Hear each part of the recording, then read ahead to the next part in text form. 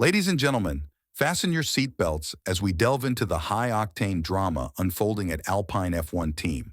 It's a tale of ambition, turmoil, and the relentless pursuit of speed that has hit a wall so hard it's left the paddock reeling. The once celebrated 100-race plan is now just debris on the track, and the team's morale is plummeting faster than the stock market on a bad day. The exodus at Alpine has begun, with team members abandoning their post with a haste that rivals the speed of Lewis Hamilton's fans, switching allegiances from Mercedes. The drivers, sensing the sinking ship, are scanning the horizon for new teams to call home in 2025. For those well-versed in Renault's storied past, this meltdown isn't a first-time occurrence. It's a recurring nightmare that typically ends with the "for sale" sign hanging on the factory gates. And lurking in the shadows, there's a figure, eyes gleaming with the prospect of seizing the troubled team. In today's deep dive, we'll explore the Alpine conundrum, speculate on the futures of Gasly and Ocon, and ponder whether Andretti might just be the knight in shining armor ready to rescue this faltering steed. So, stay tuned, because this is just the starting grid of our journey. The season opener at the Bahrain Grand Prix was a chapter Alpine would rather erase from their history books. The Renault F1 Team, a name synonymous with over a century of victories and a trophy cabinet brimming with titles, faced its darkest hour. Esteban Ocon and Pierre Gasly, two gladiators of the track, found themselves relegated to the back row of the grid, finishing in a dismal 17th and 18th place. This catastrophic performance led to the departure of key figures like technical director Matt Herron and head of aerodynamics De Beer, adding to the growing list of defectors. This is an Alpine team that once basked in the glory of 4th and 6th place finishes in the Constructors' Championship in 2022 and 2023, respectively. But now, without a drastic course correction, they're staring down the barrel of a last-place finish this season. The team had braced for a modest start after a late design pivot, but the sheer magnitude of their disadvantage was a shockwave felt both within the team and throughout the paddock. The latest high-profile departure came hot on the heels of Herron and De Beer's exit.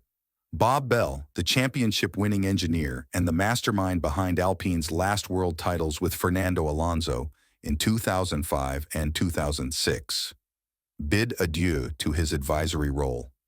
The 65-year-old maestro has now joined forces with Aston Martin, reuniting with Alonso in a move that stirred the pot even more. Alpine's spokesperson painted this as a mutual parting of ways, downplaying Bell's involvement with the F1 team. However, whispers from those close to Bell tell a different story, marking his departure as a significant blow to the team's foundations. Bruno Famin, the newly minted team principal, has openly expressed his astonishment at the team's struggles. With Alpine lagging at the back of the pack in both Bahrain and Saudi Arabia, the team has been thrust into its second major management reshuffle in just 8 months. In the precision-driven world of Formula One, where long-term strategy and stability are the cornerstones of success, such turbulence is more than just a red flag. It's a full-blown crisis. The team is steering towards a bold new direction with a McLaren-inspired triad of technical leadership. This innovative structure, featuring directors for aerodynamics, engineering, and performance, aims to inject a fresh dose of dynamism into the team's DNA. However, the real test lies in their resolve to stay the course amidst the turbulence. Bruno Famin, the voice at the helm, candidly expressed his astonishment at the team's underwhelming start. "We anticipated challenges," he admitted, "but finding ourselves at the tail end of the grid was a jolt to our system." This stark reality has spurred a transformative wave within Alpine, propelling changes designed to transplant the ingenuity from trackside to factory floors. The goal? To foster a culture of unleashed creativity and nimble decision-making, breaking away from the rigid hierarchies of old. Famin's vision for the team is not just a collection of corporate jargon, but a clarion call for evolution. With the unveiling of the reimagined A524, Alpine is not merely tweaking at the edges, but overhauling its approach. Understanding our shortcomings is the first step towards redemption, Famin asserts. We're not just tinkering under the hood. We're re-engineering our very ethos of car development and racing strategy.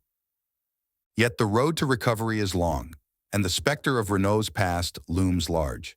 The question on everyone's lips: will Alpine endure the marathon to reclaim its place in the midfield, or will it succumb to the allure of a lucrative exit? With every F1 team's valuation soaring past the billion-dollar mark, the stakes have never been higher.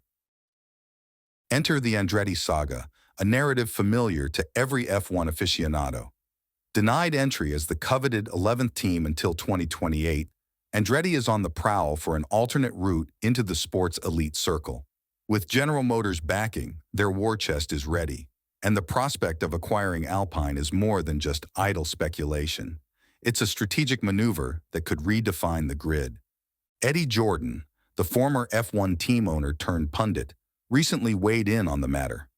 The for sale sign might as well be up, he declared on the Formula 4 Success podcast. Renault's hesitation to invest in the engine for 2026 could be the tipping point. Jordan's critique of Alpine's performance was unsparing, labeling it a disservice to the drivers and the team's legacy. As we continue to peel back the layers of this unfolding drama, one thing is certain: Alpine's journey is far from over. Whether they emerge as a phoenix from the ashes or become a footnote in F1 history, the narrative is still being written. But for now, all eyes are on the team as they navigate the twists and turns of this high-stakes race.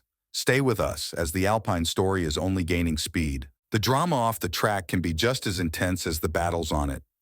The latest buzz from the paddock is that Andretti, a name steeped in racing royalty, is circling Alpine with the keen eyes of a hawk.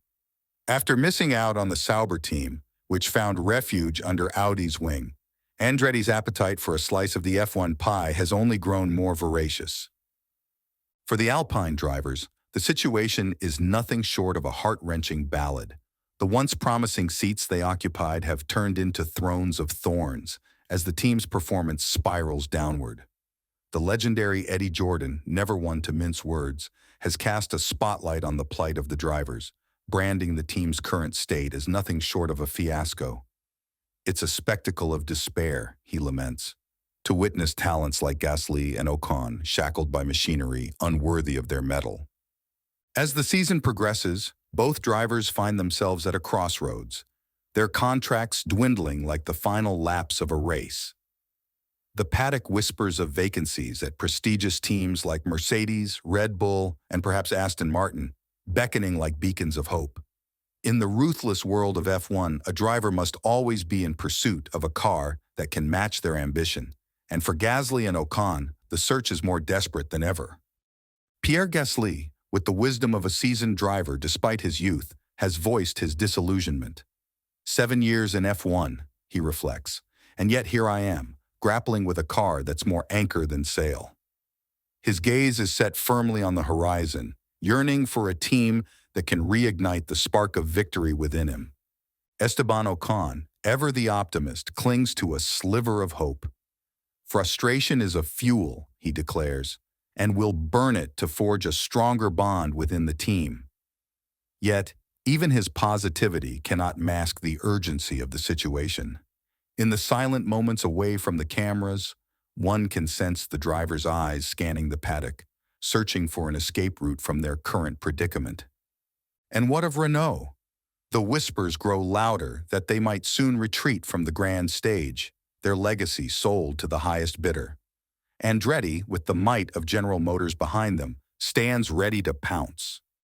The question is not if, but when the deal will be struck, and what new chapter will begin for Alpine. As we await the unfolding of this saga, one can't help but wonder where Gasly and Ocon will land.